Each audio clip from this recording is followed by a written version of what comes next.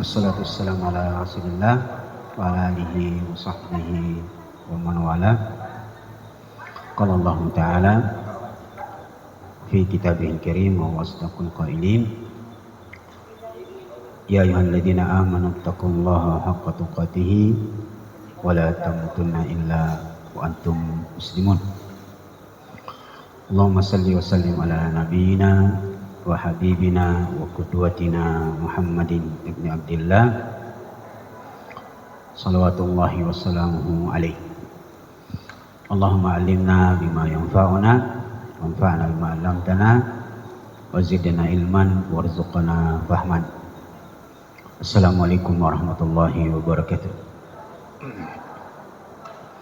Alhamdulillah, ibu-ibu sekalian, kita memuji Allah Subhanahu wa taala bahwa alhamdulillah hari ini kita bisa berkumpul kembali untuk sama-sama kita mempelajari hadis-hadis Nabi yang terkumpul dalam kitab Riyadhus Shalihin.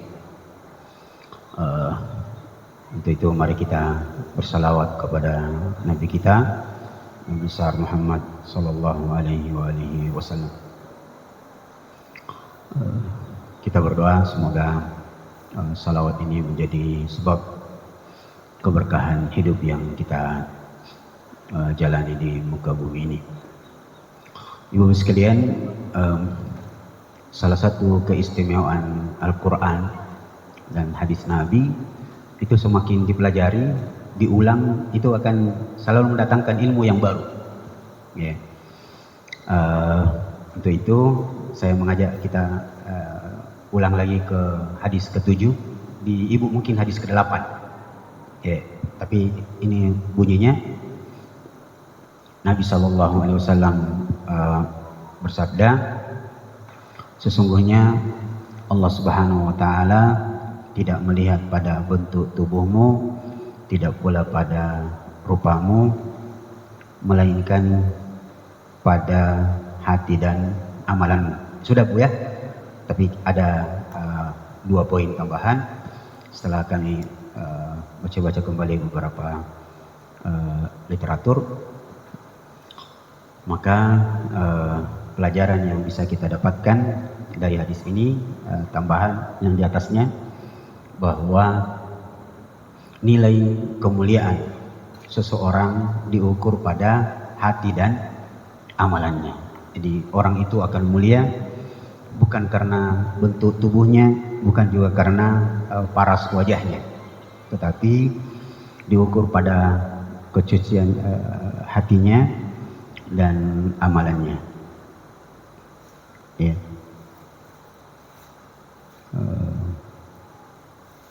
Itu tambahannya. Sedikit penjelasan, ibu-ibu sekalian, bahwa ada riwayat dari Ibnu Abbas radhiyallahu anhuma bahwa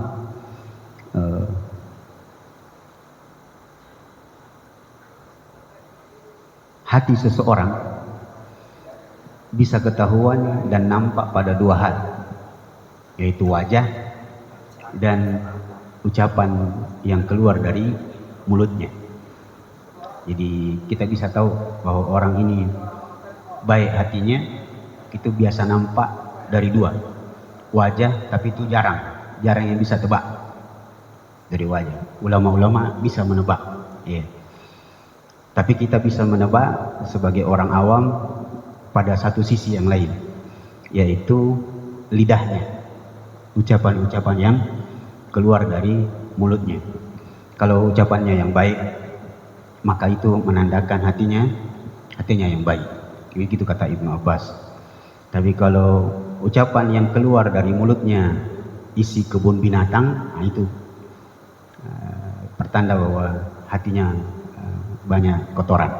Itu tambahannya. Jadi nilai kemuliaan seseorang diukur pada hati dan amalannya. Catatan tambahannya, hati dan amalannya, maksudnya amalannya itu sesuai dengan petunjuk. Jadi amalan yang berhubungan dengan ibadah sesuai dengan ilmu yang diajarkan oleh Rasulullah SAW. Itu tambahannya. Di bawahnya sudah kita jelaskan yang lalu bahwa disyariatkan untuk selalu memperbaiki hati. Ya, dimana hati itu ada tiga, ada hati yang mutmainnah, yang inilah hati yang paling suci dan dia nanti akan mendapatkan panggilan yang indah. Namun ini membutuhkan proses, kita belajar terus. Yang kedua bentuk hati adalah ammaratun bisu, hati yang mengajak untuk melakukan keburukan, tetapi dia mudah untuk kembali. Itu yang ada pada umumnya manusia. Jadi hati kita itu kalau dia emosi, dia kita digoda untuk melakukan keburukan. Itu bentuk hati yang kedua. Ya. Kemudian hati yang ketiga, dan ini lebih baik daripada yang kedua, lawamah. Lawamah itu bentuk hati yang suka menyesal. Jadi setiap dia melakukan kesalahan dia menyesal, dan itu lebih baik daripada yang ammaratun bisu. Ya. Itu bentuk hati. Dan kita rata-rata begitu, ada melakukan kesalahan, menyesal lagi, itu masih baik. Itu masih baik. Lawamah itu asal katanya laumun, menyesal, suka menyesal, salah sedikit menyesal. Ya. Tapi bukan hati yang pesimis, bukan. Menyesal kalau melakukan kesalahan, astagfirullah, salah lagi sedih. Maka itu yang baik. Bukan hati yang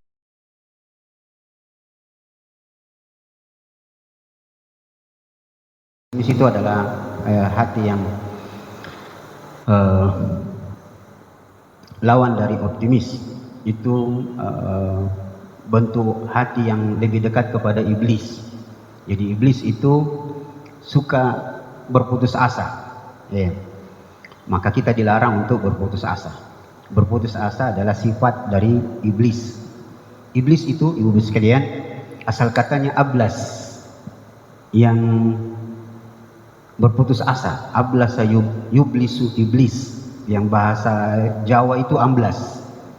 Amblas, yang berputus asa. Kalau di Makassar, iblis itu ibalisi. Jadi kalau ada orang suka marah-marah, balisi, itu terlalu dekat dengan iblis. Itu tambahannya. Kemudian obatnya adalah banyak-banyak membaca Al-Quran. Minimal, ibu sekalian, dalam isyarat hadis Nabi, minimal dalam sehari kita bisa membaca 40 ayat. 40 ayat. Jadi satu hari itu minimal jangan sampai lepas kita membaca Al-Quran. Minimal 40 ayat. Dalam hadis disebutkan, barang siapa yang membaca Al-Quran dalam satu hari 40 ayat, maka insya Allah dia terhindar dari penyakit nifak, penyakit munafik. Jadi usahakan kita selalu bersentuhan dengan Al-Quran. Yang kedua, tentu membacanya dengan tadabbur seperti yang kita jelaskan. Kemudian berikutnya banyak-banyak berdoa. Ya. Yang muqallibal qulub, tsabit qalbi ala dinik, dan seterusnya. Itu doa untuk memperbaiki hati. Kemudian berikutnya, ibu sudah tulis yang lalu, fisik yang kuat dan wajah yang indah hanyalah bonus dari Allah Subhanahu wa taala. Tentang hisab, manusia akan dihisab sesuai dengan amal dan niatnya. Ya. Dan kita sudah jelaskan bentuk-bentuk hisab di akhirat. Nanti ada yang dihisab amalannya, ada yang dihisab amalannya, ada orangnya, ada kitab amalannya. Ya.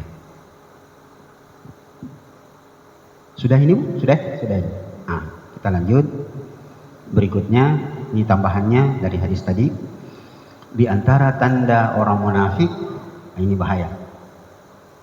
Di antara tanda orang munafik adalah sibuk memperbaiki jasad dan melupakan hatinya. Ya, ibu bisa lihat surah Al-Baqarah ayat 204.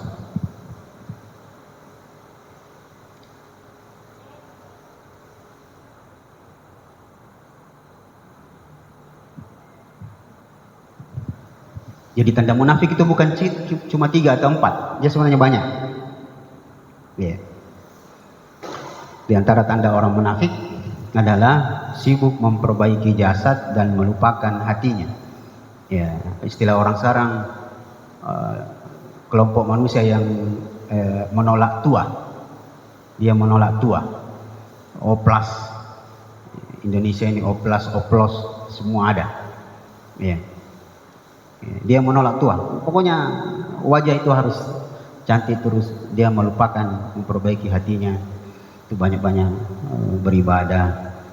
Ya. Menghindari sifat-sifat yang buruk dan seterusnya. Ibu bisa lihat di surah Al-Baqarah ayat 204. Wa minan nasi may yu'jibuka qawluhu fil hayatid dunya wa yashhadu Allah ala ma fi qalbihi wa huwa aladul khisam. Ini tambahan pelajaran dari hadis yang ke-7. Di ibu 8 nih. Hadis ke-8 atau 7 bu? 8 bu ya? Di saya 7 tak apa-apa. Insyaallah. Sudah ini bu? Sudah? Kita pindah ke hadis 8 di saya, ibu 9. Dan ini sudah pernah kita baca. Kita lihat hadisnya. Nabi ditanya tentang orang yang berperang dengan tujuan memperlihatkan keberanian, kesombongan. Lalu Nabi SAW jawab, barang siapa yang berperang dengan tujuan meninggikan kalimat Allah, maka itulah yang luhur. Ada bu tuh, begitu isi hadis tak? Hadis ke-9 ibu, kalau saya 8.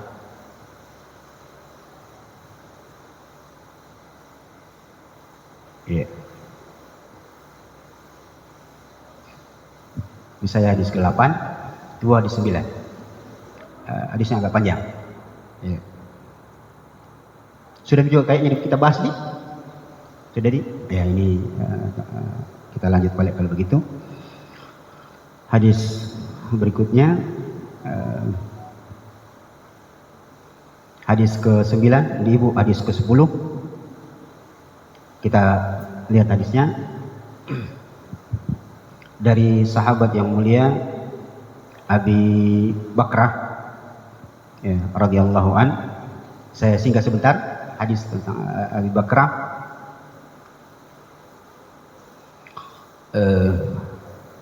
Abi Bakrah inilah ibu-ibu sekalian sahabat yang pernah masuk ke dalam masjid, ruku di belakang sambil jalan ke depan. Ya. Jadi kisahnya Rasulullah pernah memimpin sholat, Abi Bakrah terlambat, baru masuk masjid, imam sudah ruku, maka Abi Bakrah ini ruku di sana sambil jalan maju ke depan, jalan sambil ruku. Ya. Artinya kalau ibu satu saat masuk ke dalam masjid, misalnya salat Isya bulan Ramadan nanti, masuk ke salat Isya rakaat pertama atau rakaat apa saja, ibu pas masuk di pintu itu ya, imam sudah takbir Allahu Akbar, maka ibu memperkirakan kalau maju ke depan agak jauh dan bisa ketinggalan ruku, boleh ibu ruku di belakang, tapi dengan syarat rukunya takbiratul ihram, berdiri dulu Allahu Akbar, kemudian ruku, dan sebaiknya 2 kali takbir. Takbir pertama takbiratul ihram, Allahu Akbar, kemudian takbir untuk ruku. Nanti setelah itu jalan maju ke depan pelan-pelan sambil ruku, berjalan sambil ruku. Itu dibolehkan berdasarkan peristiwa sahabat yang mulia ini.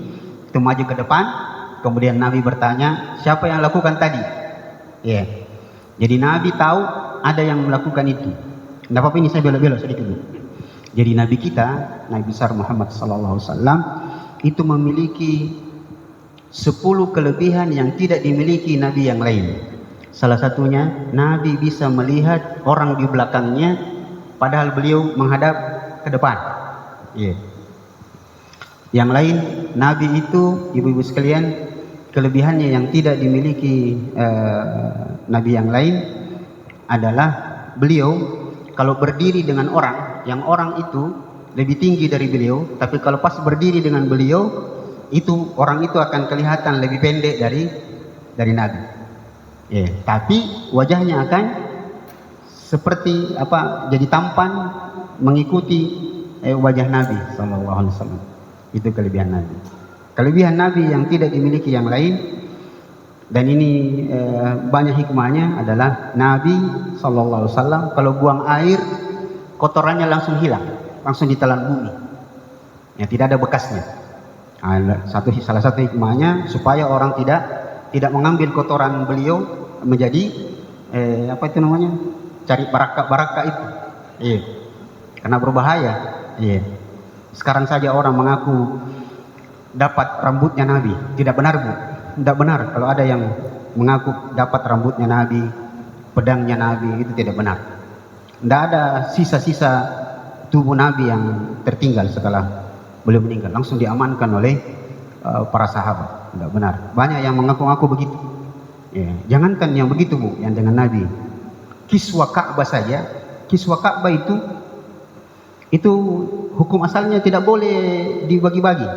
Tapi banyak ada artis yang mengaku dapat potongan kiswah penutup Ka'bah itu. Itu hukum asalnya tidak ada itu. Tidak boleh dibagi, tidak pernah dipotong-potong sama pemerintah. Itu disimpan. Iya.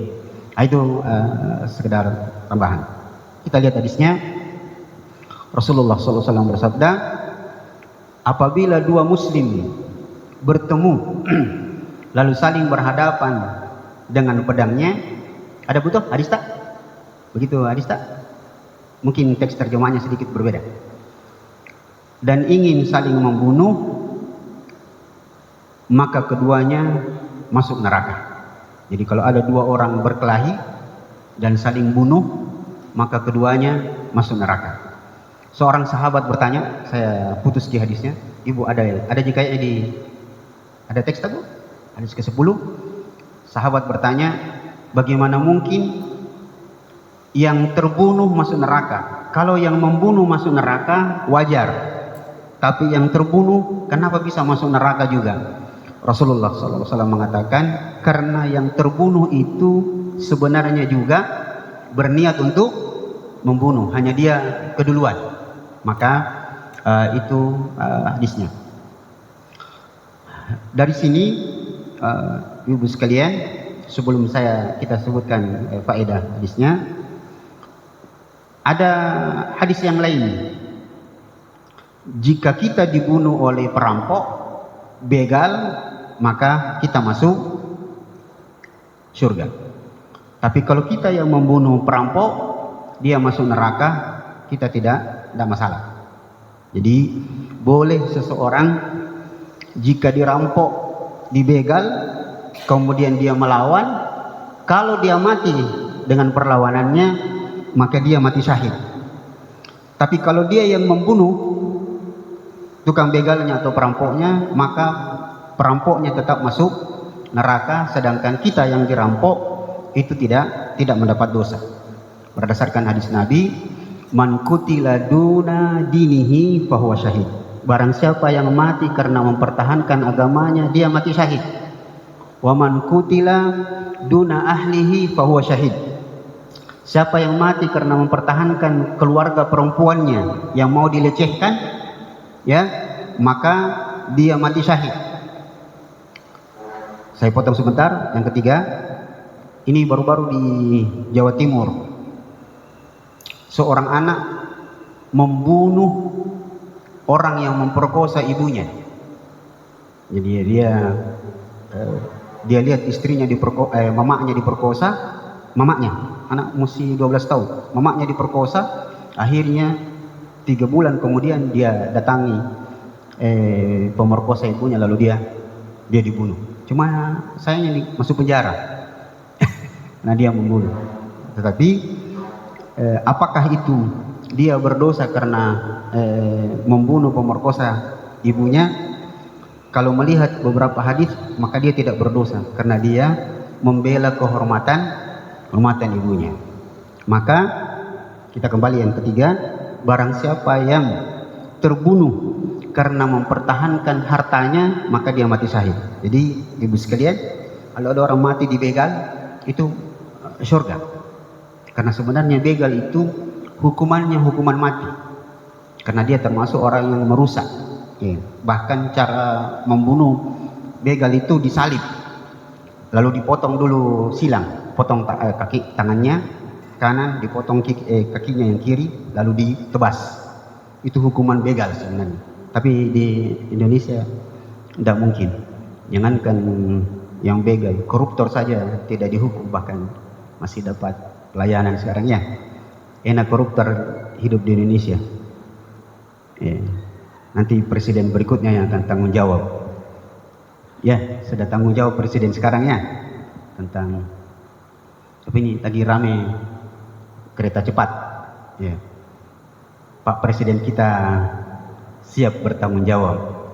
Lalu dibuatkan anekdot.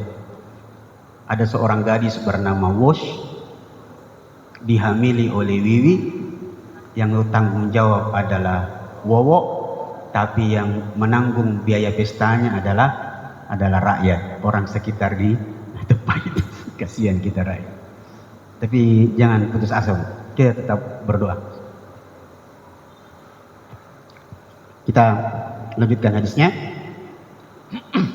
Nah, beberapa faedah yang kita bisa dapatkan dari hadis ke-9.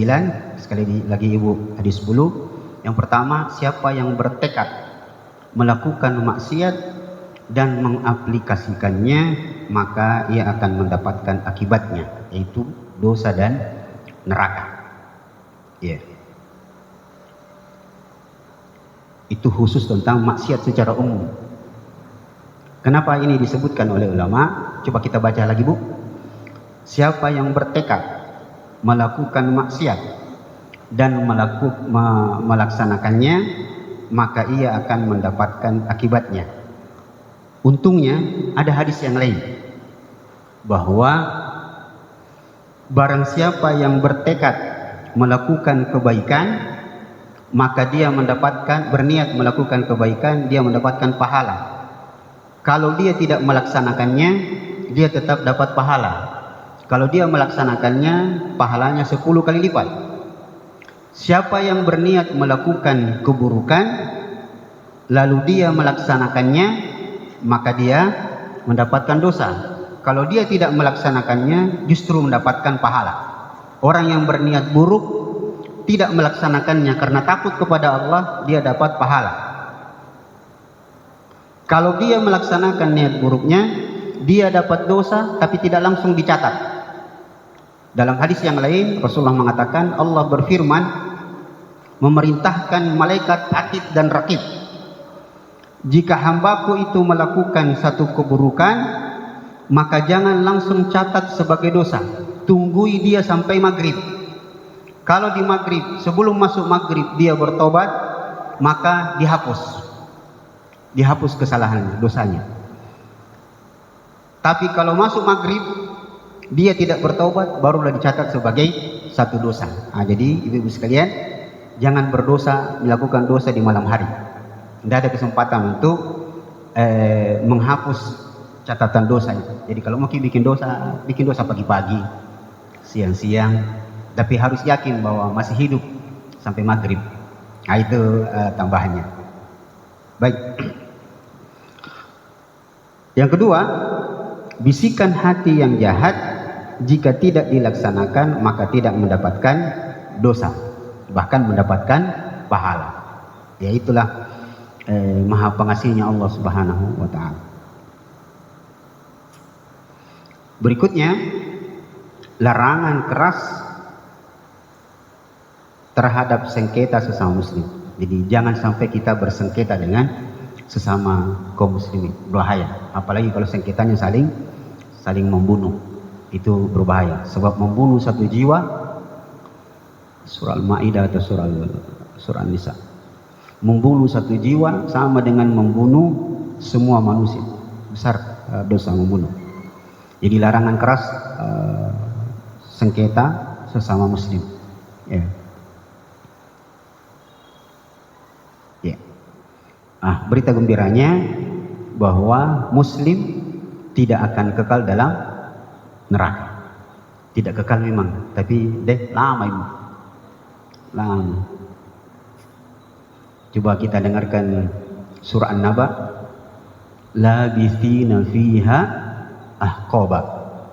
Ahqaba kata Ibnu Abbas itu tingkatan di neraka yang 80 tingkat. Ahqaba asal katanya hukum.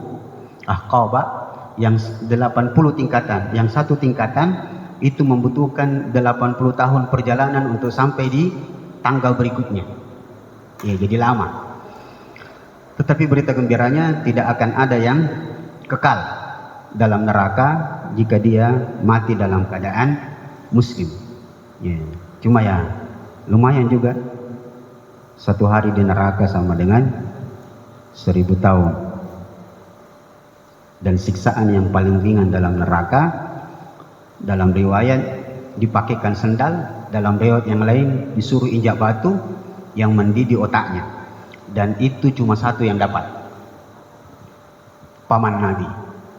Paman Nabi saja satu-satunya orang yang mendapatkan siksaan yang ringan itu pakai sendal mendidih otaknya, yaitu ya Abu Talib. Ya, karena dia mati tidak dalam keadaan muslim. Nabi ditanya, apa jasamu untuk pamanmu di akhirat kelak, wahai Nabi? Nabi mengatakan, laula ana, sekiranya bukan karena saya, dia akan kekal dalam neraka, tapi dia akan mendapatkan siksaan yang ringan, yaitu dipakaikan sendal mendidih otaknya. Itu yang paling ringan, dan itu paman Nabi. Adapun kita ada punya hubungan darah dengan Nabi yang Habib itu. Ya, jadi itu yang perlu dikhawatirkan. Ini Ibu sekalian beberapa pelajaran dari hadis ke-9 atau ke-10 di sampai sini. Ada pertanyaan? Ada yang perlu kita diskusikan?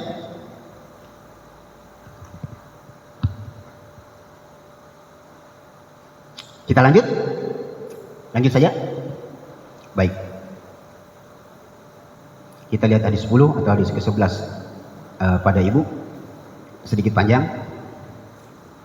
Dari Abi Hurairah radhiyallahu anhu, katanya Rasulullah sallallahu alaihi wasallam bersabda, salatnya seseorang lelaki dengan berjamaah itu melebihi salatnya di pasar atau rumahnya. Ya, secara sendirian atau munfarid itu sendiri, dengan 20 lebih 3 sampai 9 tingkat derajatnya. Yang demikian itu ialah karena apabila seseorang itu berwudu dan memperbaguskan cara wudunya, ini terjemahan orang Malaysia. Jadi begini bahasanya.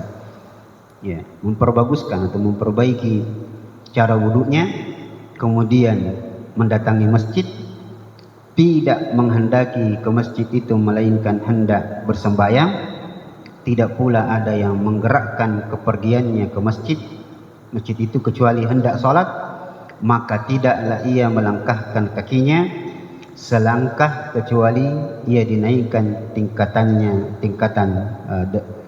derajatnya, dan karena itu pula dileburlah satu kesalahan daripadanya, yaitu tiap selangkah tadi sehingga ia masuk ke dalam masjid. Ini tadi saya kemarin terjemahkan dari, ya Bu, hadis ke-11 Ibu, ya di saya 10. Tidak apa-apa, kalau begitu saya ikuti Ibu saja. Hadis ke-11. Ya. Kita ulang, ada beberapa pelajaran nanti di sini. Ya. Langsung di sini saja atau ke sini. Jadi yang pertama, beberapa faedah. Ibu bisa catat saja dulu sambil saya tambahkan.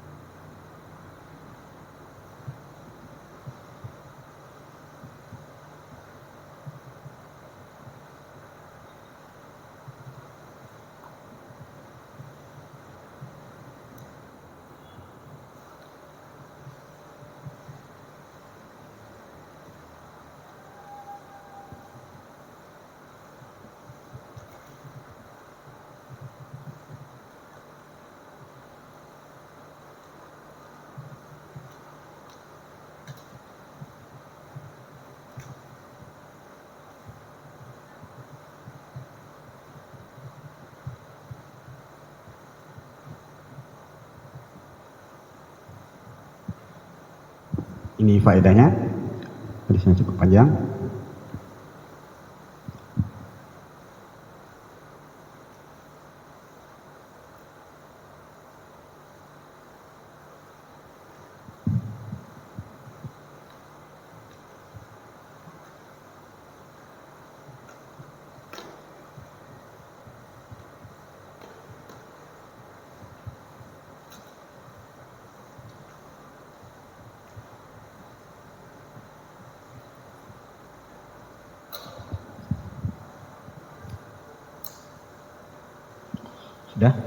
Sudah Ibu? Ya.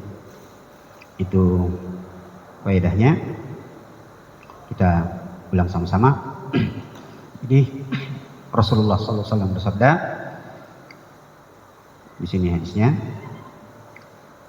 salat berjamaah seorang laki-laki. Jadi hadis ini memberikan petunjuk Ibu sekalian bahwa mana tadi? Salah lagi. Ini ya.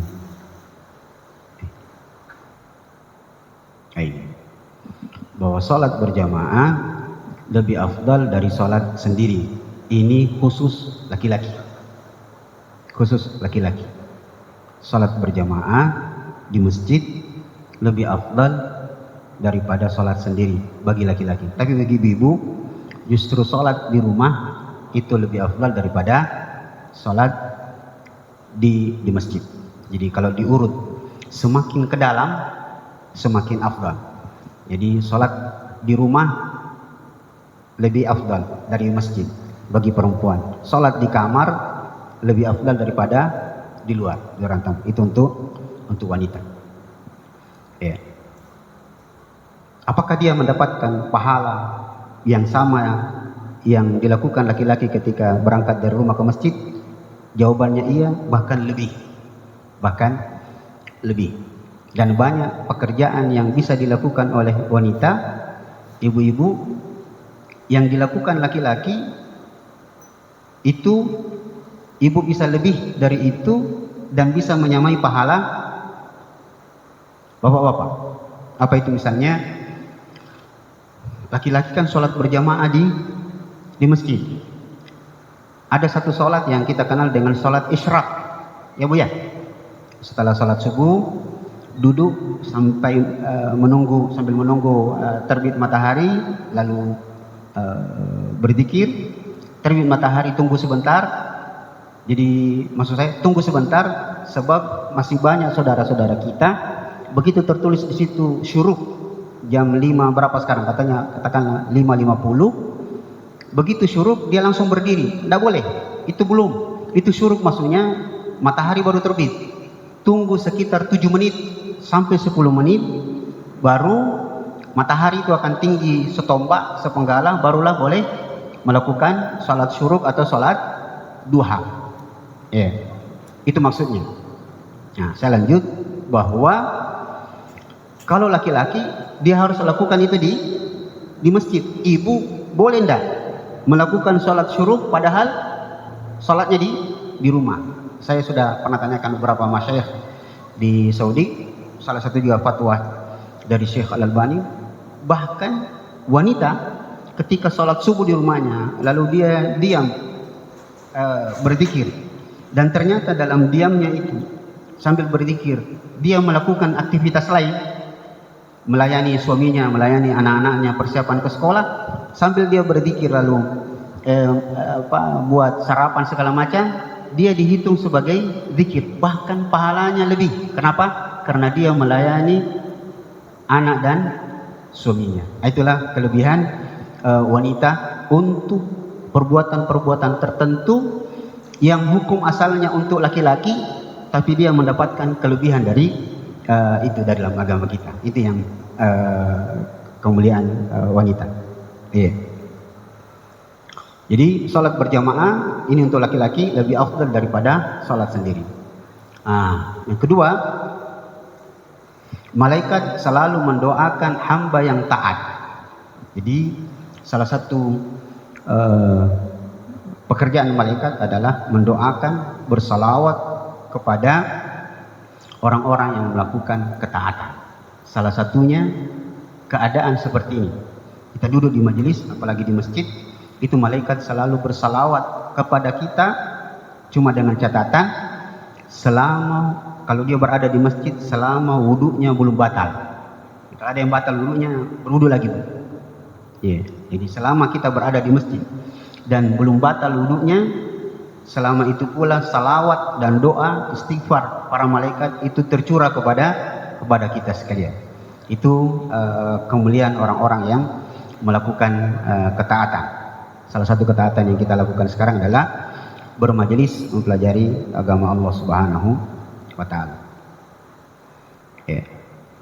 Makanya yang ketiga, doa malaikat kepada yang berada di masjid sampai wudunya batal atau dia keluar dari masjid, dia terpotong. Jadi kalau batal wudu tak, pergi berwudu lagi, balik lagi, kembali lagi, doa-doa para malaikat. Ya Bu, di rumah, itu tadi untuk ibu. Di rumah selama wudunya belum batal. Kalau batal, pergi berwudu. Nah, cuma kelebihannya ibu-ibu, beraktivitas apapun dia itu dimasukkan dalam kategori berzikir. Itu kelebihan ibu-ibu. Jadi kan sholat di rumah, misalnya subuh, duduk, ternyata anak-anak sudah harus siap-siap untuk sekolah, sambil berzikir, mengaji, ditutup sebentar Qurannya, pergi masak atau segala macam, balik lagi, selama belum batal wudunya, selama itu pula doa para malaikat akan tercurah kepada kita sekalian. Itu menaknya jadi ibu-ibu. Saya juga pernah bercita-cita jadi perempuan, cuma saya minta mudah-mudahan tidak hamil, tapi ya alhamdulillah jadi laki-laki. Saya sesaki jadi laki-laki. Enggak kedengar ada mikrofon tak? Ya.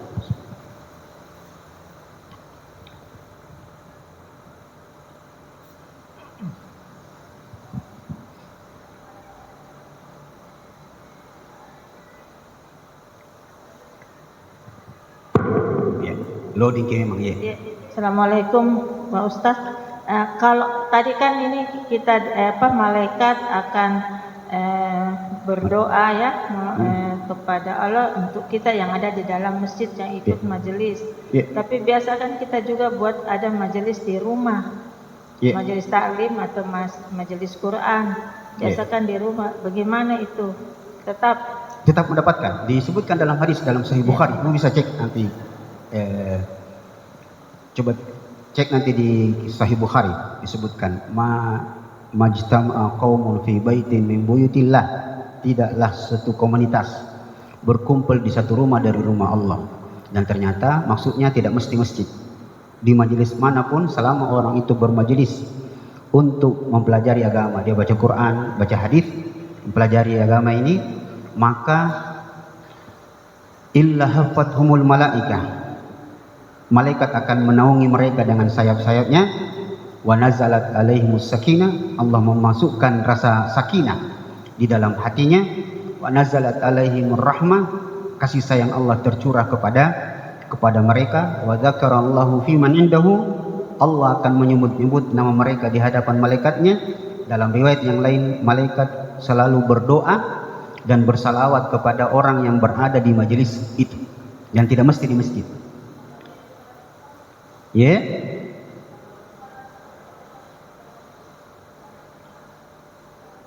Iya Bu, iya. Kalau dia pulang selesai. Makanya kita lihat di sini, ya, doa malaikat selalu doa malaikat kepada yang berada di masjid atau di majelis ilmu itu selalu sampai wudunya batal atau dia keluar dari masjid, sama dengan dia keluar dari majelis itu.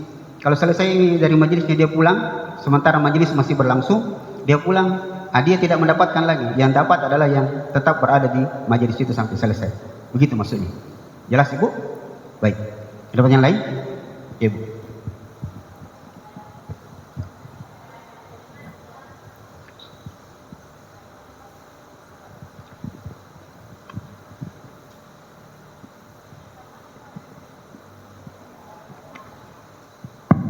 Bismillahirrahmanirrahim. Assalamualaikum warahmatullahi wabarakatuh. Waalaikumsalam. Ustaz yang saya hormati, Ibu. berkaitan dengan sholat syuruk. Ya. Saya pernah mendengar ceramah, salah satu penceramah Dr. Syafiq Basalam, bukan satu, siapa yang satu? Khalid Basalamah. Khalid Basalamah mengatakan bahwa sebaik-baik kalau kita melaksanakan sholat syuruk di rumah, sebaik-baiknya adalah kita berjamaah. Sekalipun itu yang menjadi jamaah kita, misalnya kita sendiri nih mau sholat syuruk, ketika sementara sholat dia pergi itu tidak ada apa-apa, tidak ada masalah. Yang pasti bahwa niat kita adalah berjamaah sebagai makmum. Kemudian yang kedua, bukan dalam kajian ini, berkaitan dengan sholat sunnah ba'diyah. Nah, ketika kita sholat, boleh kita lakukan sholat sunnah. Contoh, gini, kita sholat. Contoh sholat. Ada keperluan wajib tentunya kalau dari suami misalnya kita melaksanakan itu. Lalu kemudian kita boleh balik baru kita melaksanakan sunnah. Artinya terpisah beberapa saat ketika sholat wajib dan sholat sunnah. Apakah itu? Bagaimana pendapat? Cukup, terima kasih. Assalamualaikum warahmatullahi wabarakatuh. Saya jawab yang kedua dulu tentang, saya kasih contoh sholat sunnah duhur, ba'diyah duhur ya Bu ya. Sholat sunnah duhur, habis sholat wajib, entah di masjid, entah di rumah, katakanlah di rumah, karena ibu di rumah, selesai sholat duhur, berzikir, ternyata ada yang ngajak ngobrol, atau ada pekerjaan, sampai ini jedahnya panjang, apakah 1 jam, 2 jam, 1 jam lah kira-kira pembicaraan, apakah setelah selesai pembicaraan saya atau hajat saya itu, dan saya masih ada di masjid atau saya masih ada di rumah, bolehkah saya berdiri untuk sholat sunnah ba'diyah duhur? Jawabannya boleh. Bahkan boleh mengqadha sholat sunnah duhur yang tertinggal, bahkan di waktu yang terlarang, yaitu setelah sholat asar. Dalilnya dalam Sahih Bukhari, Rasulullah SAW, ini ilmu yang perlu didengarkan sebagai penguat, bahwa sholat sunnah yang tertinggal bisa diqadha sekalipun di waktu terlarang. Dalilnya, Nabi pernah setelah sholat asar pulang ke rumah di kamar Aisyah. Beliau sholat sunnah setelah asar. Nabi Aisyah, di sini pelajaran dari Aisyah. Ketika lihat Nabi sholat sunnah setelah asar, dia tidak tegur, dia tunggu sampai selesai.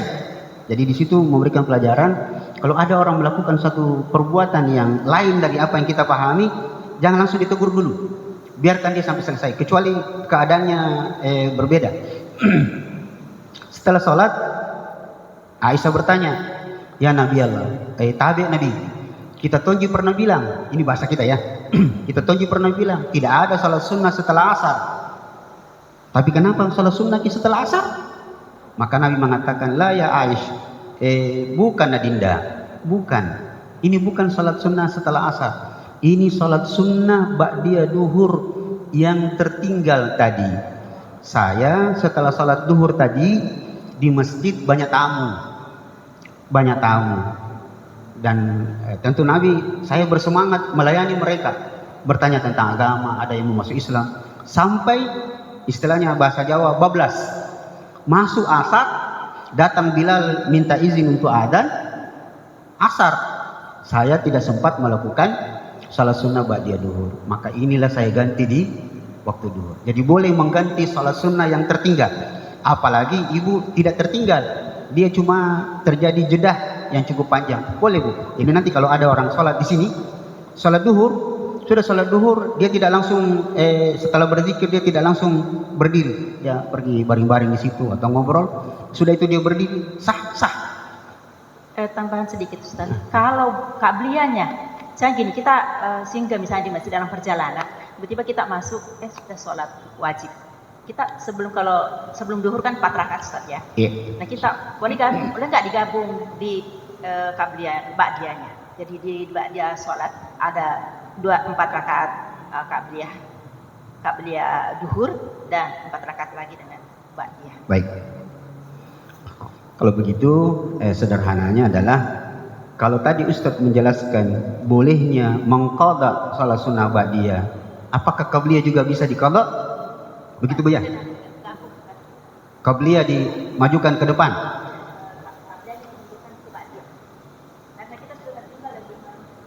Sebentar sholat kan Pak Ustaz? Iya. Iya.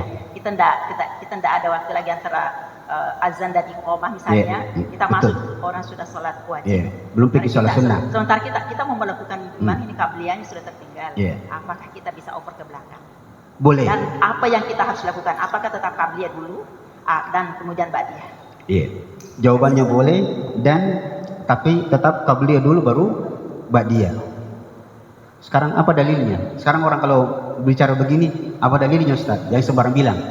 Dalilnya adalah Nabi SAW, saya lupa ini di perang apa, kayaknya perang Hunain.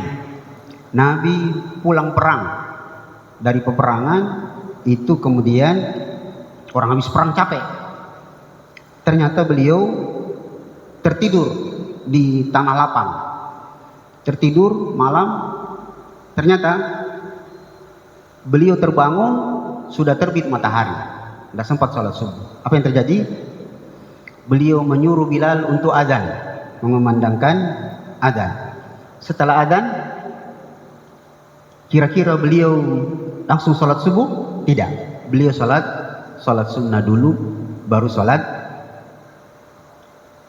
subuh. Ini memberikan pelajaran dua.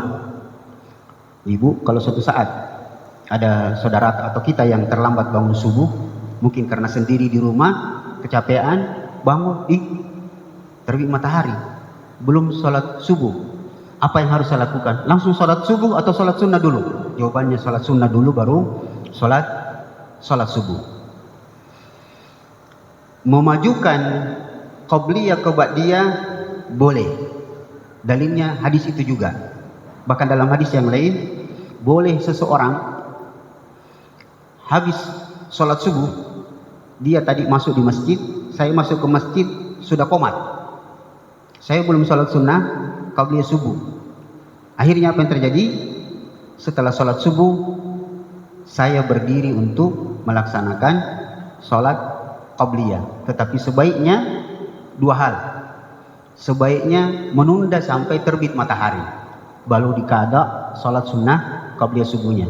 Kalaupun mau langsung dilakukan qabliyah subuhnya setelah sholat subuh, sebaiknya tidak dilakukan di masjid. Kalau saya balik ke rumah supaya tidak mendatangkan fitnah, karena orang akan lihat sembahyang apa ini? Barusan di mana belajar ini? Oh itu ustaz kan jago-jago kan. Masalah itu itu jadi fitnah, karena tidak semua masyarakat kita itu sudah belajar. Enggak. Bahkan penelitian, tidak apa-apa saya belok sedikit, ya, menunjukkan bahwa umat Islam Indonesia itu masih jarang yang belajar. Survei terakhir, kamu bisa cek di ChatGPT. Survei terakhir, umat Islam Indonesia yang sholat cuma 38,9%. Itu yang sholat 5 waktu. Yang rajin ke masjid, kalau saya tidak salah catatannya di situ 22%. Yang salatnya sekali-sekali ada sekitar 2%. Ini bisa lihat. Jadi kesimpulannya, boleh mengqadha salat sunnah qabliyah dan boleh menggantinya di depan. Apalagi kalau cuma menunda. Itu pertanyaan kedua. Pertanyaan pertama terakhir sedikit masih kaitan dengan sunnah. Kalau tahiyatul masjid, Ustaz.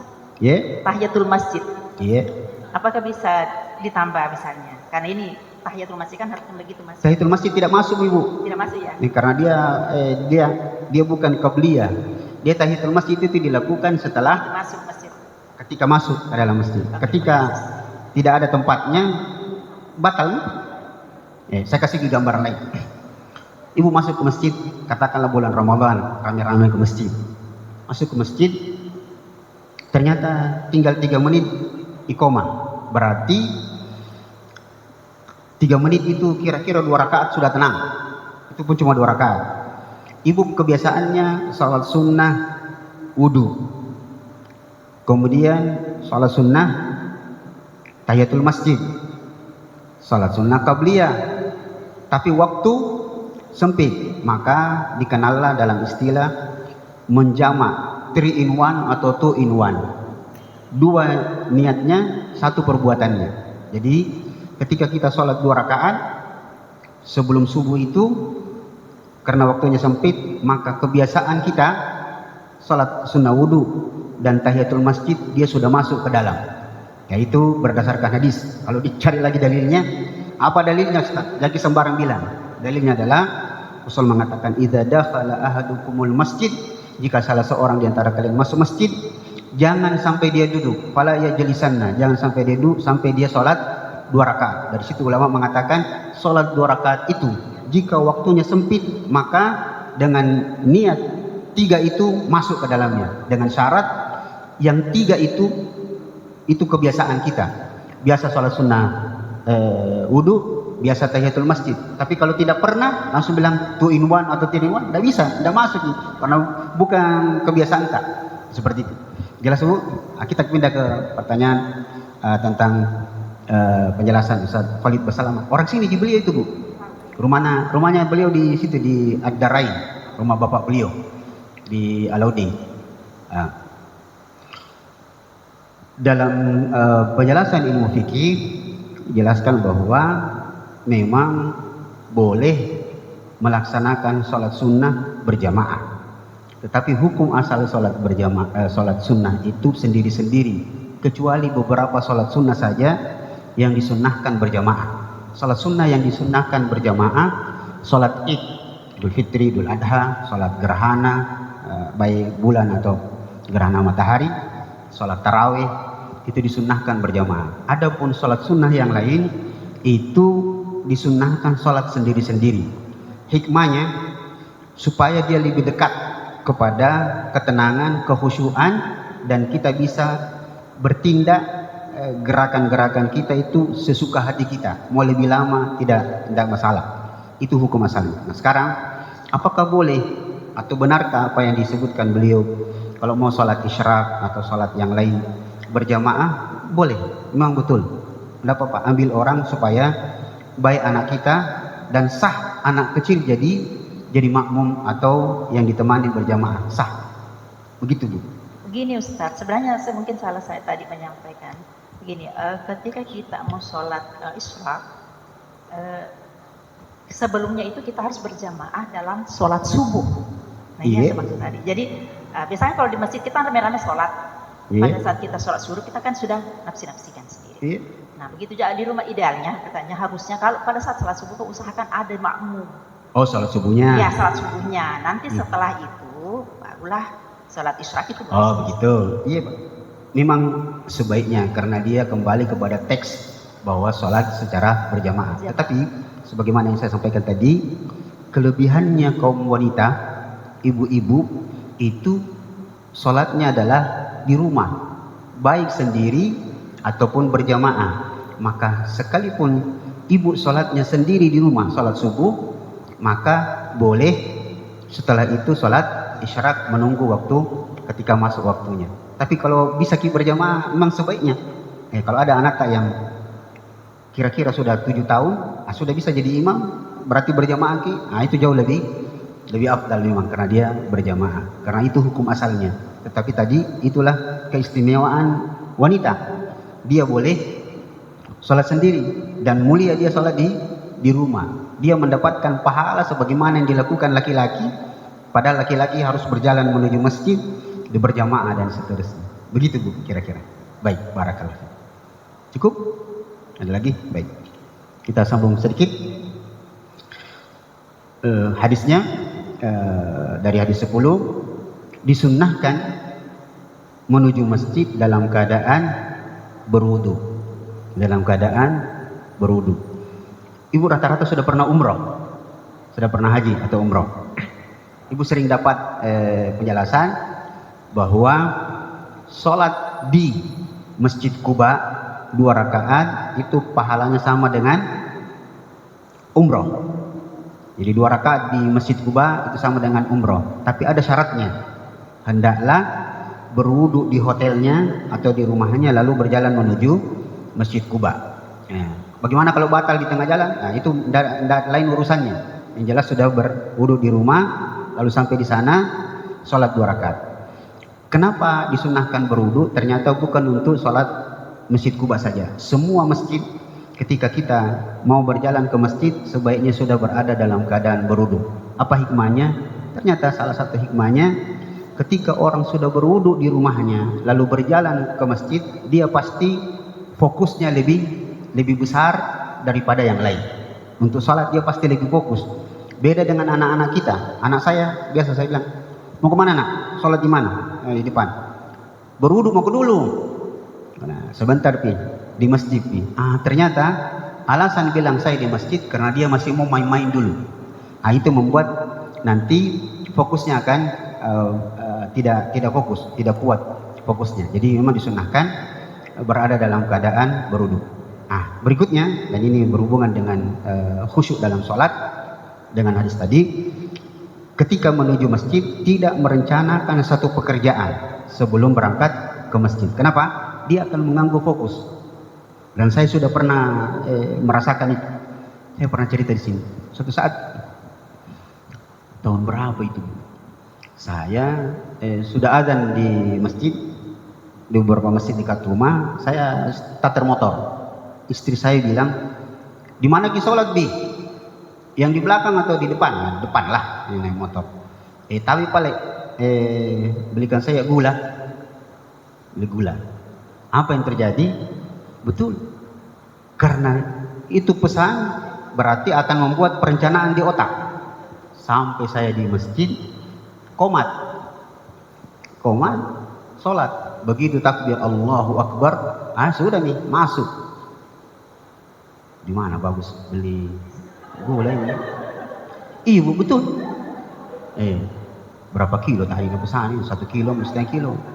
Itu bermain itu bu, itu setan bermain. Di mana bagus beli ini? Di warung dekat sini mau, di belakangnya kan itu berhadapan masjid dengan warung. Itu bu, main. Bahkan sampai sekarang bu, saya itu biasa kalau mau pergi, kalau ke masjid sholat, ada pengajian antara maghrib dengan isya, itu biasa main itu bu, main setan main bilang, dimulai dari mana sebentar ceramah ini buka kita betul, macam-macam. Jadi jangan merencanakan sesuatu. Kalau mau pergi sholat bu, itu fokus memang. Kalau mau pergi sholat, berwudu baik-baik, sudah itu pergi sholat. Dan sebaiknya dimulai dengan sholat sunnah, supaya dia jadi warming up, jadi pemanasan. Kalau langsung pergi sholat, dan ini ternyata terutama sholat asar, gampang sekali orang terganggu. Jadi jangan merencanakan sesuatu kalau mau pergi sholat, termasuk menonton. Nonton dulu, kalau sudah kita nonton baru sholat, masuk itu bayang-bayangnya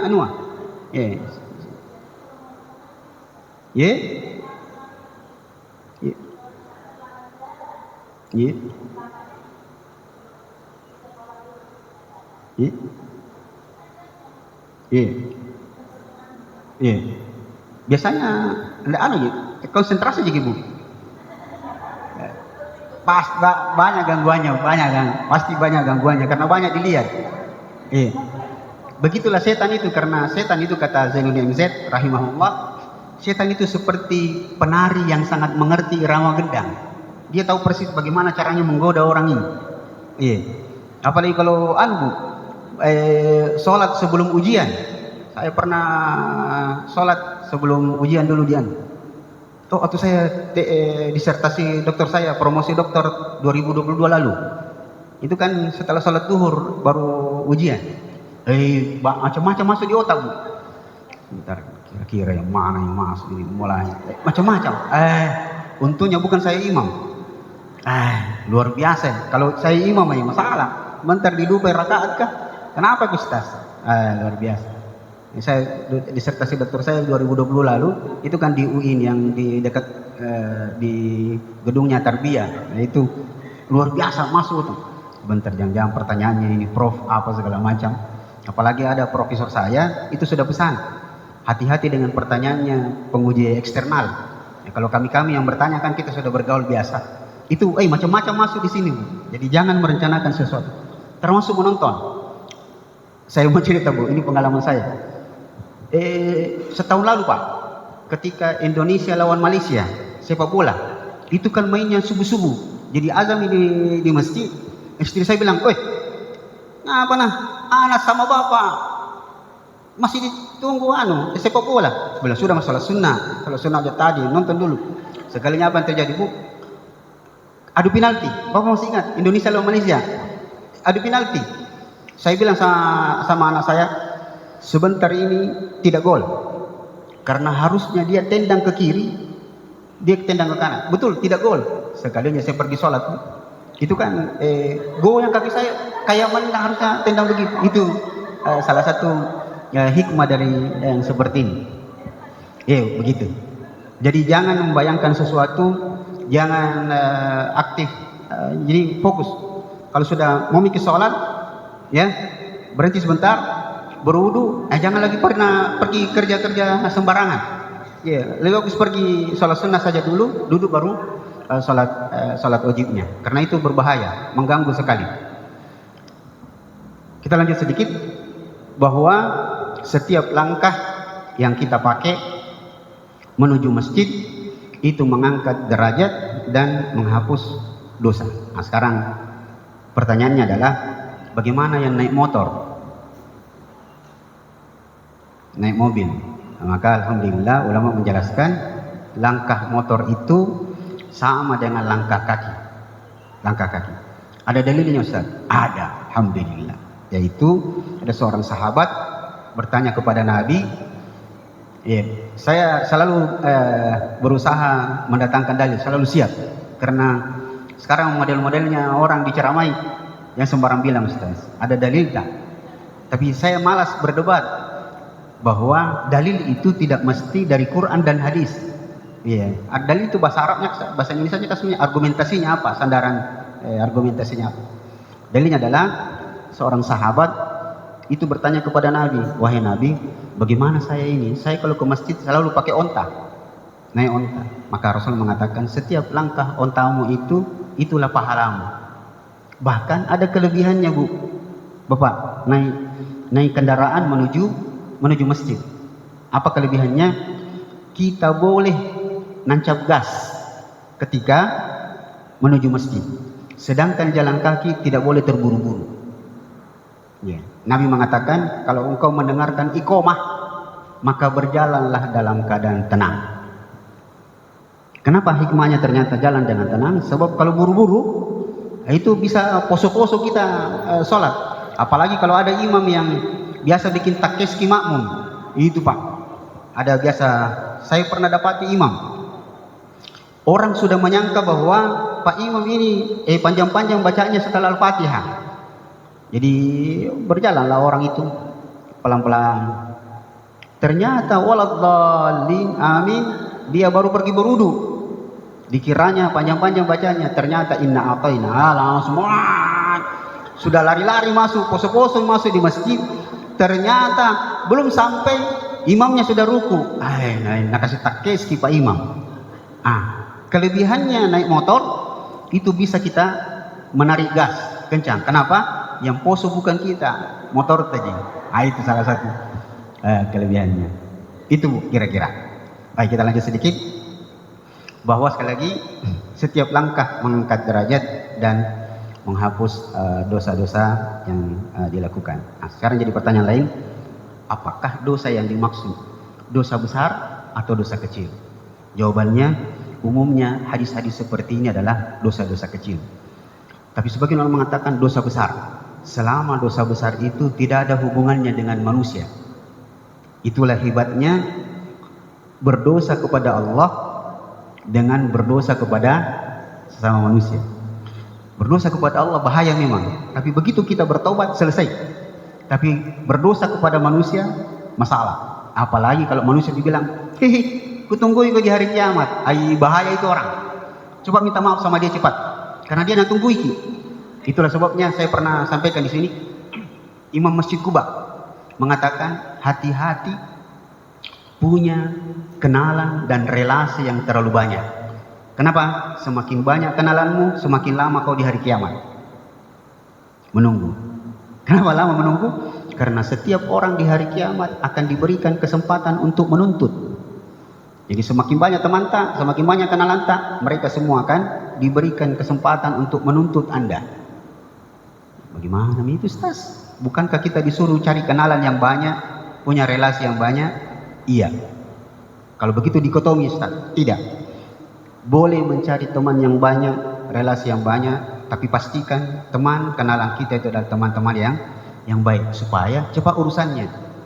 Irwan, tuntut itu. Jangan mikir Pak, jangan mikir ya Allah, selesai. Itu dia baik sekali. Ibu ini tuntut Ustaz Irwan. Ada salahnya pasti sama kita itu. Iya betul ini waktu ini Pak Ustaz ini waktu ceramah, sangin saya mami, nah lihat sini terus. Tapi enggak Ustaz, ternyata enggak ya Allah. Ternyata itu untuk memberikan penjelasan bahwa saya sudah yakin, sudah paham atau tidak. Maka selama teman kita baik-baik, insyaallah itu akan justru membantu kita. Iya. Yeah. Semakin baik, semakin banyak pahala. Jadi jangan cari teman yang berbahaya. Begini bagus. Carilah teman, tapi jangan cari kawan. Apa bedanya teman dengan kawan? Teman itu tenang dan aman. Makanya dalam bahasa Sunda, orang kalau ketemu, kumaha atuh damang, damai dan tenang. Kenapa dengan kawan? Kawan bahaya. Kawan itu singkatan, kadang-kadang jadi lawan. Begitu. Iya. Sudah Ibu, ada pertanyaan? 10.13, ya.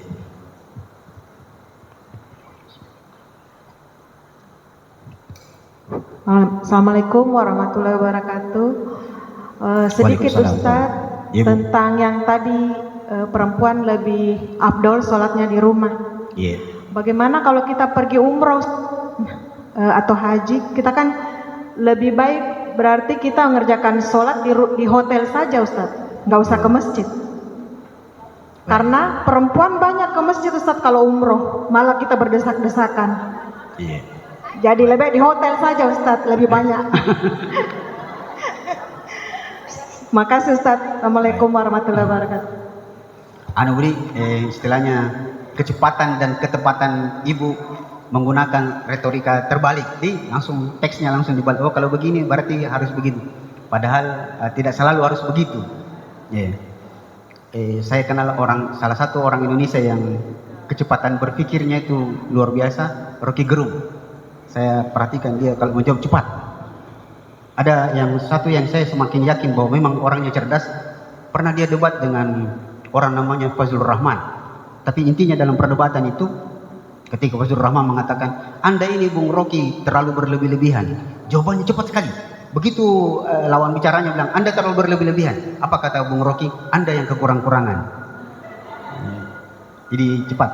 Nah, begini Bu. Jadi kalau begini berarti begitu, tidak mesti. Iya. Jadi nampaknya sejauh ini yang paling jauh.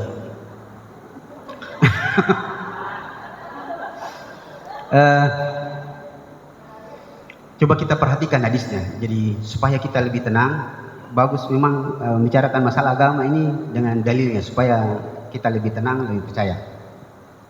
Rasulullah SAW mengatakan memang bahwa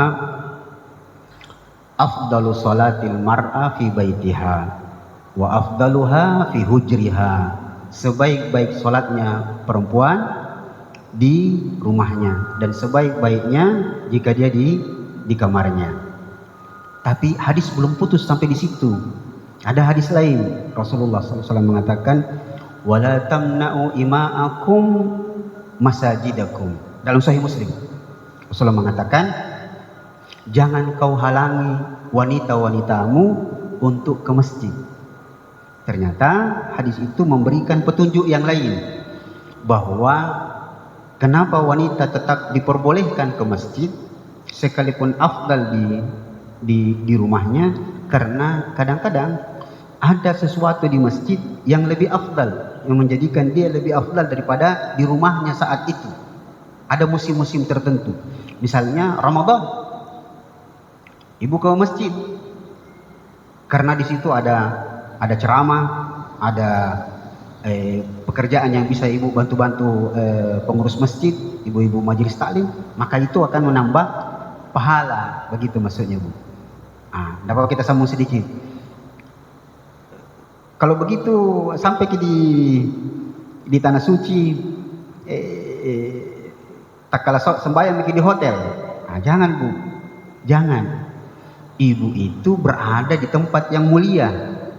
Sayang sekali, banyak uang tak habis, tenaga tak habis, bahkan korban perasaan. Itu kalau umroh orang, perasaan bermain itu. Kalau tidak sabar Ki, tidak dilatih dari awal sama mutawifnya di Indonesia sebelum berangkat dan dalam perjalanan, ayo tidak sabar Ki, tidak sabar.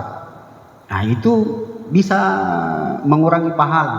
Nah maka sayang sekali kalau sampai pergi tanah suci baru sembahyang di hotel, tak berjalanlah ke masjid, karena pahalanya akan lain.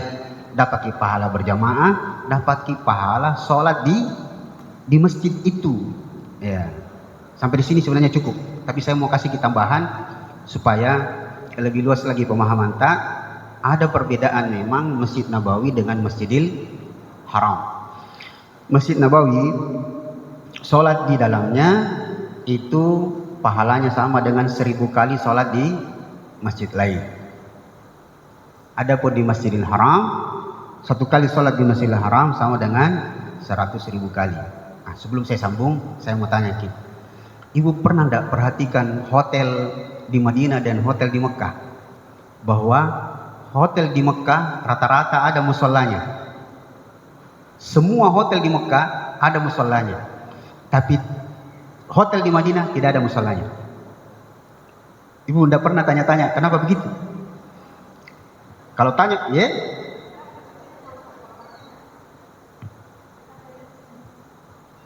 dekat dari masjid, hotel tak dari masjid.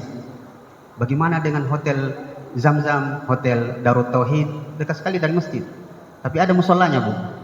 Bahkan hotel Zamzam, hotel Tauhid, hotel Hilton itu ada ruangan satu, sambung suaranya dari Masjidil Haram naik.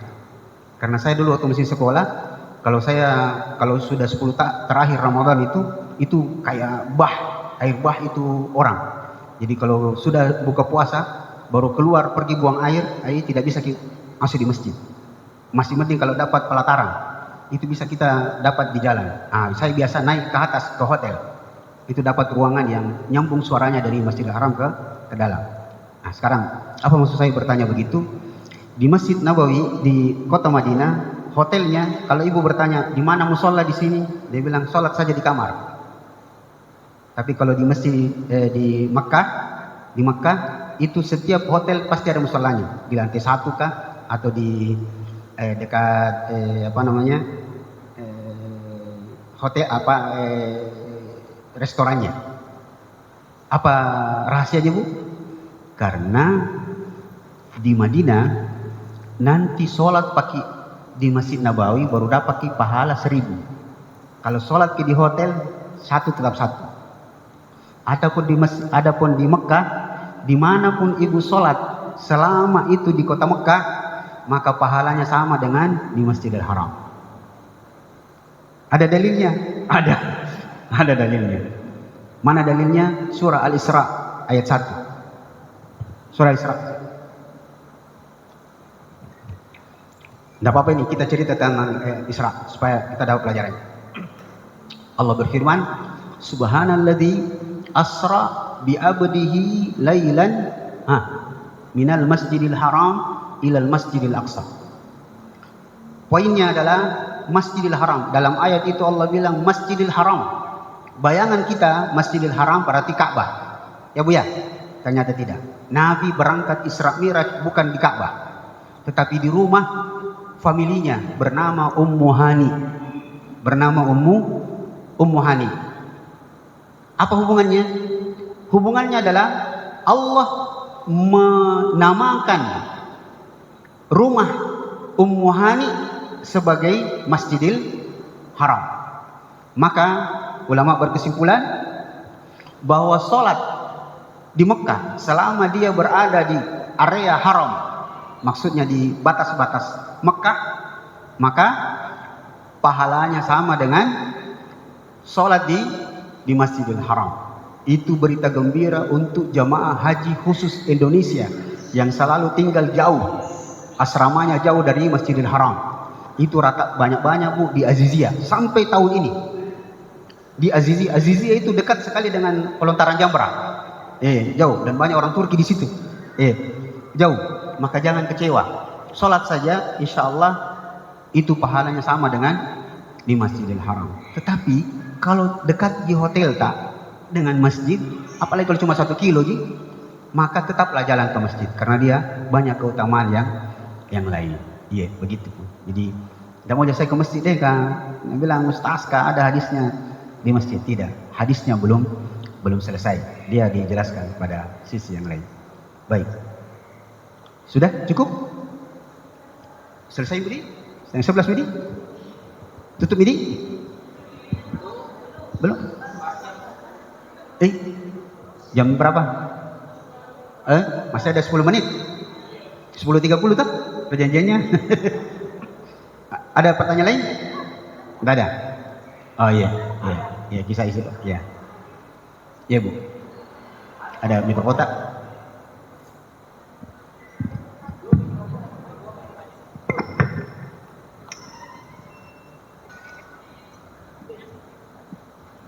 Syukran.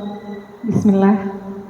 Assalamualaikum warahmatullahi wabarakatuh. Waalaikumsalam. Terima kasih kesempatannya Pak Ustaz. Semoga Pak Ustaz sehat. Amin. Selalu biasa dalam lindungan Allah Subhanahu wa taala, berbagi memudahkan kami. Baik, pertanyaan saya sesuai dengan penyampaian materi dari Pak Ustaz bahwa nilai kemuliaan seseorang diukur dari hati dan amalannya. Sesuai dengan petunjuknya. Nah, bagaimana seperti orang awam kebanyakan bilang bahwa amalan itu ada yang sia-sia karena tidak sesuai dengan yang dicontohkan Nabi. Ya, seperti orang bilang bid'ah atau yang orang bilang ya tidak sesuai dengan contoh yang dicontohkan Nabi. Seperti apa tanggapan Pak Ustaz bagi kami yang baru menuntut ilmu? Pertemuan awal dulu kita membahas tentang efek niat. Bahwa niat itu mempengaruhi bobot pahala. Ada Bu ya? Ibu pernah hadir yang masih ingat ya? Tidak hadir pertemuan pertama. Jadi niat seseorang itu mempengaruhi bobot pahala. Nah, ketika niat itu ikhlas 100%, maka pahalanya juga akan besar. Tetapi ada satu poin lagi yang harus dipenuhi, yang kalau kita, tidak apa-apa saya balik redaksinya. Syarat diterimanya sebuah amalan ada 2. Pertama, ikhlas. Yang kedua, sesuai dengan petunjuk, mutaba'ah, sesuai dengan petunjuk Nabi.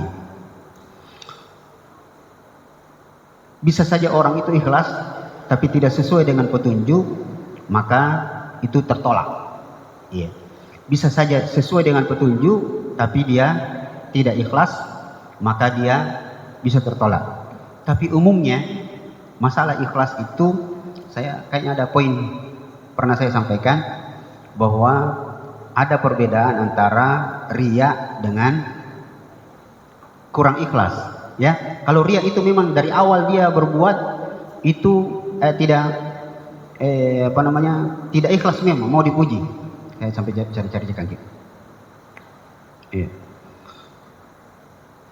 Adapun kurang ikhlas, orang bekerja tetapi kurang ikhlas, maka bobot pahalanya kurang.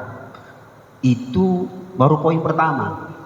Poin kedua yang paling penting, dia sesuai tidak dengan petunjuk-petunjuk Nabi. Dan biasanya yang dimaksud perbuatan ini perbuatan-perbuatan yang fokus pada ibadah-ibadah tertentu. Misalnya orang itu melakukan sholat tapi tidak sesuai dengan petunjuk. Dia ikhlas, betul-betul ikhlas sholat, tapi gerakan-gerakannya ya tidak sesuai dengan petunjuk, maka bisa batal sholatnya, bisa tertolak. Ya, salah satunya kita kasih contoh. Pelan-pelan Bu ya, nanti sampai ke kalimat Ibu tentang bid'ah itu. Kita pernah jelaskan bahwa makmum itu dalam sholat ada 4 macam. Ada yang mendahului imam, Kalau dia mendahului imam sengaja, batal sholatnya. Itu karena dia tidak sesuai dengan petunjuk. Ada yang berlambat-lambat dari imam, maka batal juga sholatnya. Ya, jadi makmum berlambat-lambat. Umumnya biasanya kalau sujud terakhir dia berlambat-lambat. Yang ketiga itu dia bersamaan dengan imam, maka makruh hukumnya. Yang diterima yang keempat adalah mengikuti imam. Inilah yang disebut sebagai amalan yang sesuai dengan petunjuk. Adapun amalan-amalan yang kemudian dikenal dengan bid'ah, yaitu menambah hal-hal dalam satu ibadah yang tidak ada contohnya. Misalnya melafadzkan niat, itu beramal tidak sesuai dengan petunjuk. Usolli, fardal, segala macam, itulah yang tertolak. Itu yang tertolak. Tapi sholatnya sendiri tetap sah. Tetap sah. Jadi ada perbuatan bid'ah, dia tambahan, tapi tidak mempengaruhi secara khusus langsung kepada amalan itu. Itunya saja yang tertolak. Itunya saja yang tertolak. Berdasarkan hadis Nabi, kullu amalin laisa fihi amruna fahuwa raddun. Semua amalan yang berhubungan dengan ibadah yang tidak pernah kami contohkan, maka itu yang tertolak. Atau saya kasih contoh lagi. Ini ibu biasa perhatikan. Ada orang sholat begini, Bu. Assalamualaikum warahmatullahi. Nah, buka tangan kanannya. Assalamualaikum warahmatullahi. Dia buka tangan kirinya. Sholatnya sah? Sholatnya sah. Tetapi gerakan yang tidak ada manfaatnya, dia tertolak. Itulah disebut sebagai bid'ah, tapi bid'ahnya kategorinya bid'ah ringan. Saya pernah tanya bapak-bapak, orang tua dekat rumah, sampai bahasa Makassar, orang Makassar ini, Pak, apa jo masuk na pakam tahu wah? Kenapa begitu sholat? Dia bilang, ini nak, itu kita salam ke kanan, dibuka tangan kanan, masuknya dibuka surga ya. Oh, jadi yang kiri ya, bukan neraka, maka lagi juga. Dia ketawa juga. Akhirnya dia bilang, itu nih, gak begitu yang saya dapatkan dari guruku. Dari itulah yang dimaksud.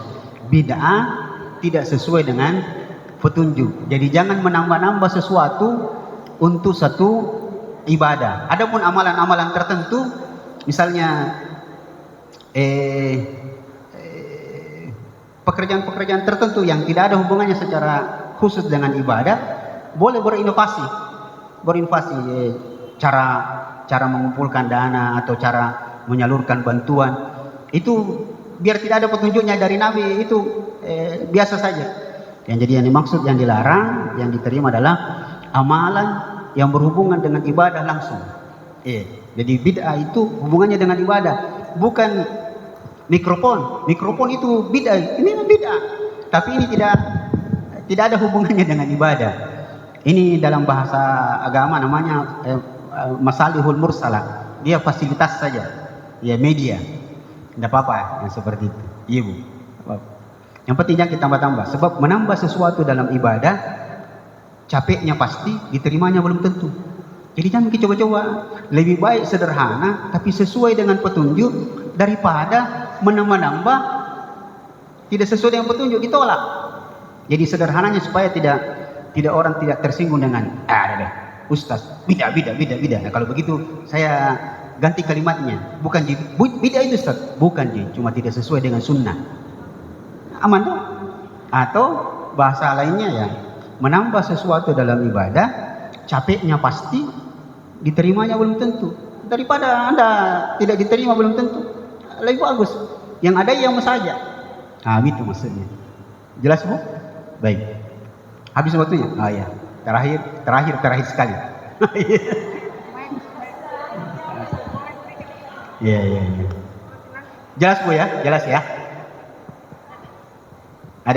Masih ada nyangkut? Assalamualaikum warahmatullahi wabarakatuh. Afwan.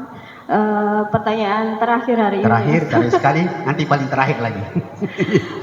Menyambung perkara bid'ah, Ustadz.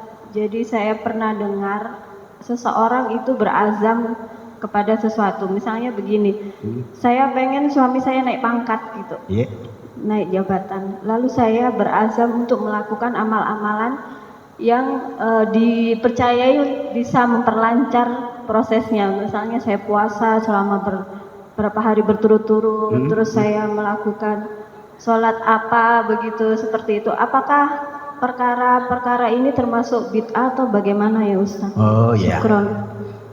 Yang mau naik pangkat suami, yang beribadah ibu.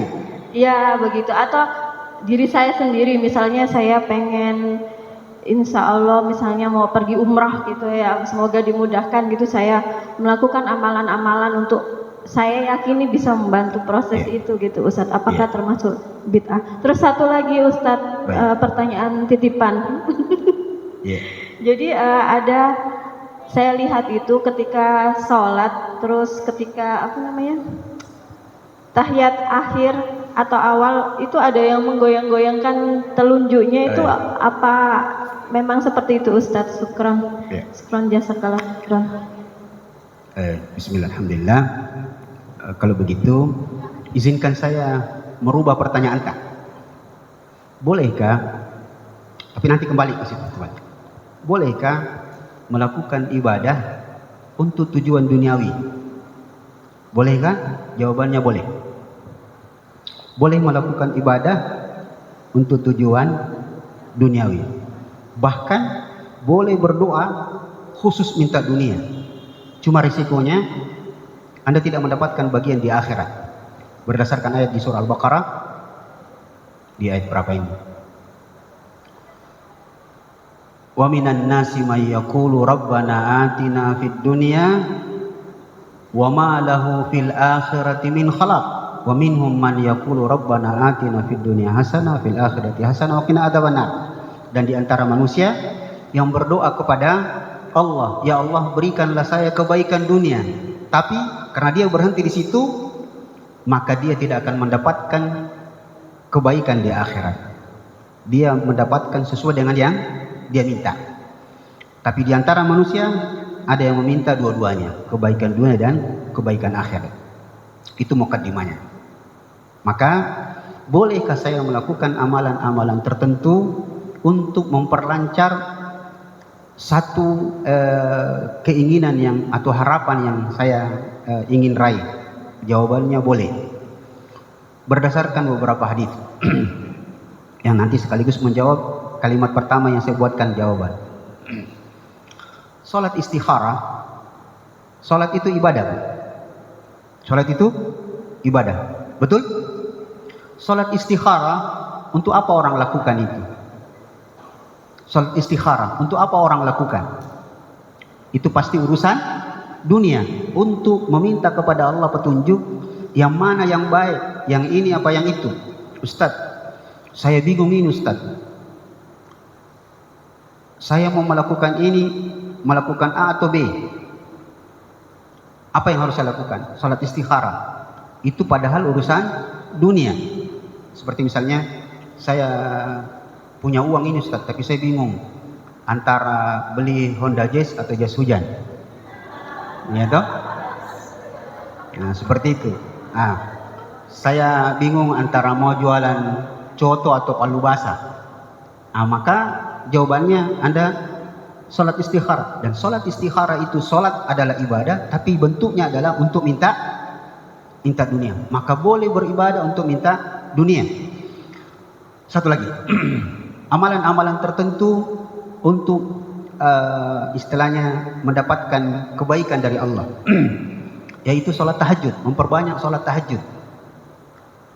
Mendaftar PNS atau P3K atau mau jadi tentara, biasanya rajin sholat tahajud. Dan betul, karena niatnya sholat tahajud adalah untuk mendapatkan keuntungan dunia, itu bisa saja didapatkan. Dan itu artinya sah, dia tidak mengapa. Amalan-amalan misalnya, sekalipun hadis ini adalah hadis yang baik, pernah ada seorang ibu kita bertanya, merutinkan membaca surah Al-Waqiah, supaya, karena dalam hadis disebut, siapa yang membaca surah Al-Waqiah, merutinkan membaca surah Al-Waqiah, maka Allah akan menghindarkannya dari kefakiran. Sekalipun dalam istilah sanad hadis, ilmu hadis, hadisnya dhaif, tetapi ulama mengatakan boleh diamalkan. Tapi perlu dipahami, siapa yang selalu mengamalkan membaca surah Al-Waqiah di malam hari atau pagi hari, Allah menghindarkannya dari kemiskinan. Kemiskinan maksudnya bukan tidak punya harta. Allah selalu memberikan dia rasa kaya, maksudnya rasa kaya. Bukan, tidak mesti dihindarkan dari kemiskinan banyak barang-barangnya, bukan itu yang dimaksud. Jadi kesimpulannya, boleh mengamalkan amalan-amalan tertentu untuk mendapatkan keuntungan dunia. Ibu puasa ibadah, tapi ketika niatnya adalah saya puasa supaya saya sehat, maka ibu akan mendapatkan balasan puasa itu sebagai sehat, tapi resikonya tidak mendapatkan pahala di akhirat. Jadi dia tergantung niatnya, kembali lagi pada niat. Jadi boleh, sah saja.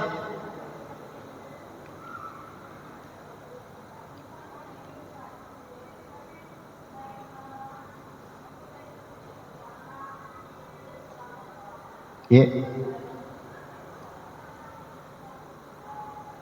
Tidak, Bu.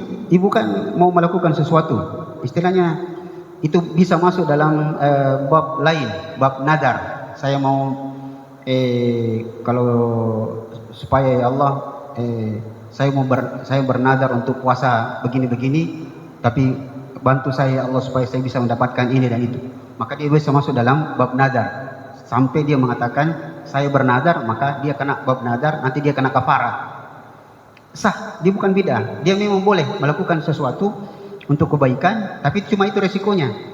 Perbuatan yang nilainya ibadah, tapi dimaksudkan untuk kebaikan dunia, dia akan dapatkan kalau Allah menghendaki. Tetapi untuk pahala di akhirat dia tidak dapatkan. Itu saja. Sampai di situ saja. Iya, jelas? Baik, Ibu. Selesai, Wi? Iya.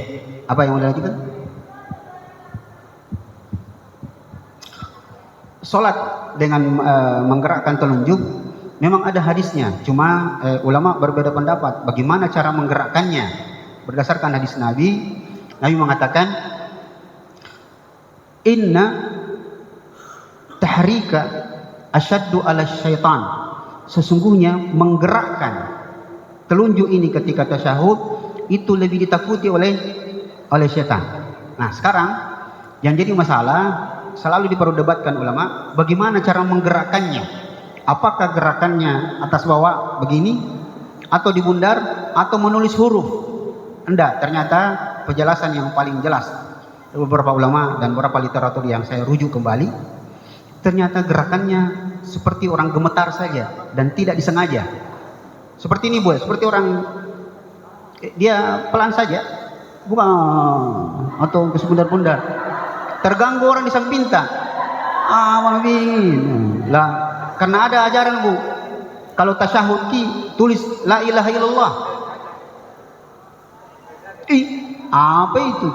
Jadi menggerakkan dia seperti kayak refleks. Dia bukan disengaja pelan-pelan. Ini Bu, seperti ini orang kayak begini saja. Dia bukan sesuatu yang jangki kasih Bu, jangki kasih tak bola-balik nih. Nanti kembali ke statue, nanti salah itu. Ya begitu kira-kira. Kalau kita ingat nih, tak bola-balik, iya. Nanti goyang poco-poco nanti dia. Iya.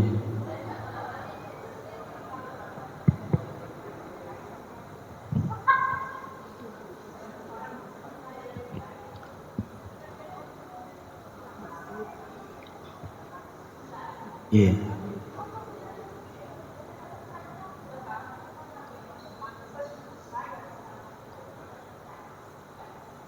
Betul.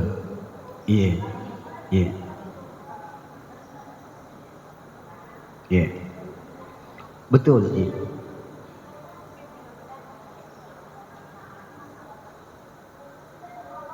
Iya. Betul, iya. Hanya saja biasa saudara kita yang begitu itu memainkan perasaannya. Jadi pakai perasaan. Padahal agama kita ini mengakomodir perasaan, tapi perasaan tidak boleh dijadikan standar beragama. Iya. Saya pernah sambil bercanda sama bapak-bapak. Saya Ustaz, kalau sembahyang atau Assalamualaikum, Alhamdulillah. Boleh kah Ustaz? Saya tanya, kenapa Ki bilang alhamdulillah? Dia bilang, senang perasaanku Ustaz. Oh, cocok memang, tapi SOP-nya orang sholat, kalau salam ke kanan dan ke kiri selesai, istighfar, itu sesuai dengan SOP. Kalau kita begitu, itu masalah, itu bid'ah memang, dan tertolak. Ustaz, bid'ah misalnya. Kita tunggu yang mau bertanya, apa boleh buat? Jadi saya makanya kalau ada yang bertanya, kalau saya baru ada satu tempat, saya biasa tanya balik, siap jadi jawaban yang tidak mengenakkan, mau ki jawaban pendek atau jawaban panjang? Seperti itu ya. Sudah betul teguran tak. Jadi segala sesuatunya harus sesuai dengan SOP. Kalau dia ibadah, kalau yang lain silakan berinovasi. Iya. Betul. Iya. Cuma kadang-kadang kita sudah berusaha menasehati, sudah sesuai sunnah, ngobrolnya berdua, tapi tetap ada yang tidak senang. Iya Bu, paling terakhir. Iya baik. Tentang yang tadi disampaikan oleh Pak Ustaz, sholat suruk bagi kami kaum wanita yang pagi-pagi sudah bergelut di dunia dapur. Alhamdulillah, Masya Allah, tadi Pak Ustaz sudah jelaskan bahwa setelah sholat kita bisa, maksudnya kita bekerja sambil bersikir untuk menanti waktu sholat suruk.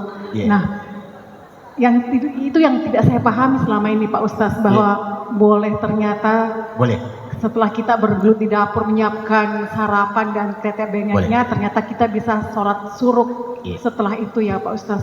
Dan itu bukan fatwa saya tidak berani berfatwa.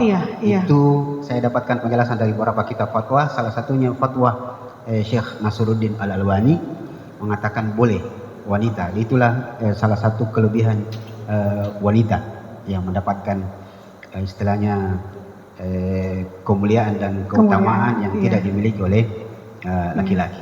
Iya, wallah. Itu Pak Ustaz. Semua yang saya sampaikan ke Ibu sama sekali bukan dari saya. Semuanya berdasarkan literatur, karena saya tidak berani berfatwa. Sebab berfatwa berbahaya sekali. Alhamdulillah ternyata bisa Pak Ustaz. Itu yang saya tidak paham. Makasih Pak Ustaz. Baik, sebagai terakhir, izinkan saya memberikan satu nasihat. Yang nasihat ini saya dapat dari satu kutipan film Para Pencari Tuhan. Pernah nonton ada film atau sinetron ya, PPT, yang pemainnya itu Deddy Mizwar dan segala macam. Ada satu kutipan kalimat yang sangat baik. Dia bilang begini, doakan apa yang kamu kerjakan dan kerjakan apa yang kamu doakan. Doakan apa yang kamu kerjakan, nanti sesuai dengan pertanyaan ini. Doakan apa yang kamu kerjakan dan kerjakan apa yang kamu doakan. Kalau kita jelaskan sedikit, 2 menit. Kalau Anda berdoa, ya Allah, berikanlah saya kesehatan, maka kerjakan apa yang Anda doakan tadi. Jangan minta, ya Allah berikan saya kesehatan, tapi mager tidur saja, tidak pernah olahraga. Maka Anda tidak mengerjakan apa yang Anda doakan. Ya Allah, berikan saya rezeki yang banyak supaya saya bisa umroh. Ternyata tidak pergi kerja, tidak mendaftar juga. Bagaimana ceritanya? Nah, itu jadi mendaftar makin dulu supaya jalan itu keinginan kan. Maka kerjakan apa yang Anda doakan. Doakan apa yang Anda kerjakan. Setelah Anda bekerja, berdoalah semoga apa yang Anda kerjakan itu diberkahi oleh Allah Subhanahu wa taala. Doakan apa yang Anda kerjakan, kerjakan apa yang Anda doakan, dan semuanya bermuara dari pelajaran kita tentang niat. Maka selalulah berusaha untuk berniat yang baik, karena nanti akan mendatangkan pertolongan Allah Subhanahu wa taala. Demikian, mudah-mudahan bermanfaat. Sallallahu alaihi Muhammadin. Assalamualaikum warahmatullahi wabarakatuh.